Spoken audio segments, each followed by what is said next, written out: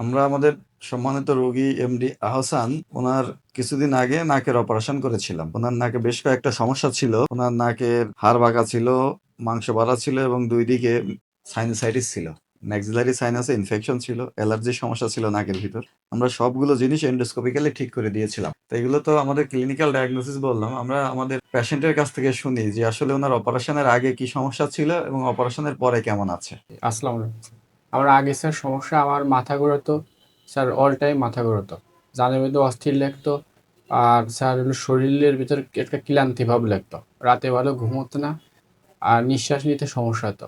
তা পরবর্তীতে আপনার স্যার অনেক আপনার সন্ধান পাওয়ার পরে আপনার দেখালাম, দেখানোর পরে আপনি বললেন স্যার নাকের হাড় বাঁকা আছে, মাংস বৃদ্ধি আছে।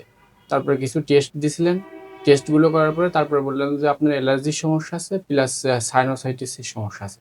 তা বলছিলেন যে এটা সব অপারেশনের মাধ্যমে ঠিক করে দেবো। মোট ৪টা অপারেশন করা হয়েছে। আহ, অপারেশন করার পরে আল্লাহর রহমতে আমার এখন পর্যন্ত আজ ৫ মাস মতো, ৫ মাসের বেশি অপারেশন করেছি। একটা দিনও মাথা ব্যথাও হয়নি, মাথার মধ্যে ঘোরাও না, জানের মধ্যে অস্থির লাগে না। নাক দিয়ে বাতাস কিরকম যায়? নাক দিয়ে এখন স্যার আগে তো শ্বাস নিতে পারতাম না, এখন স্যার একদম মানে পরিপূর্ণ শ্বাস নিতে পারি, ক্লিয়ার শ্বাস। ক্লিয়ার শ্বাস নিতে পারি। মাথা ব্যথা একেবারে মাথা ব্যথা স্যার এই অপারেশন করার পরে একদিন হয়েছিল, তারপরে আর আর আল্লাহর মতে আজকের দিন পর্যন্ত হয়নি। যাক আলহামদুলিল্লাহ, আর খুবই আমি ভালো কথা। জি স্যার, যে সমস্যার কারণে অপারেশনটা করেছি আমি আল্লাহর মতে এখন সুস্থ। যাক আলহামদুলিল্লাহ। জি, আমরা একটু ক্যামেরা দিয়ে আপনার নাকের ভিতর দেখি, হ্যাঁ? আপনার যে দীর্ঘায়ু কামনা করি, আল্লাহ যেন করে আপনার সুস্থ রাখে, ভালো ওকে, ভালো থাকেন। Thank you. আমরা ওনার নাকের ভিতরে একটু দেখি যে আমরা অপারেশনের জায়গাগুলো বা নাকের ভিতর জায়গা, শ্বাস নেওয়ার জায়গা কতটুকু আছে। আমরা পুরো জায়গাগুলো একটু দেখি, একটু আগে আসি। ধীরে ধীরে মুখ দিয়ে শ্বাস নেবেন। অপারেশন পরবর্তী দেখেন তার নাকের ভিতর কত জায়গা। আমি যদি প্রথম থেকে শেষ পর্যন্ত চলে যাই, এক্সেলেন্ট জায়গা, হ্যাঁ, অনেক জায়গা শ্বাস নেওয়া, হ্যাঁ। আমরা যেটা বলেছিলাম ওনার ম্যাক্সিলারি সাইনাসাইটিস আছে। এই যে ম্যাক্সিলা, হ্যাঁ, এই পথগুলো কিন্তু আমরা তৈরি করে দিছি। এই যে বড় যে পথটা দেখা যাচ্ছে এই পথটা আমরা তৈরি করেছি, হ্যাঁ।